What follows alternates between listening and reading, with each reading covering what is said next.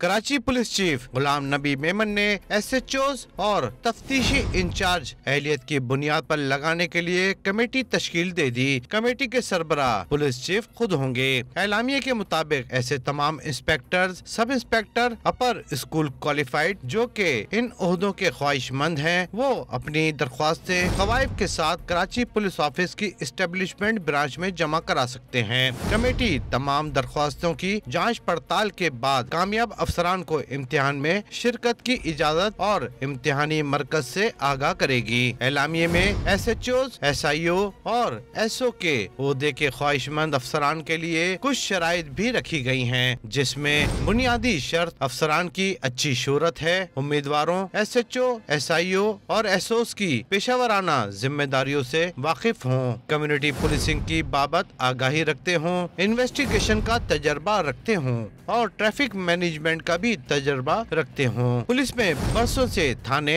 ठेके पर देने का रिवाज चला आ रहा है। इस सिस्टम में काबिलियत के बजाय सिर्फ रिश्वत देखी जाती थी, लेकिन पुलिस चीफ के इस इक़दाम के बाद थाने ठेके पर लेने वाले नाअहल अफसरान सर पकड़कर बैठ गए हैं, क्योंकि अब इम्तिहान भी पास करना पड़ेगा। Imran Hafeez, Dawn news, Karachi.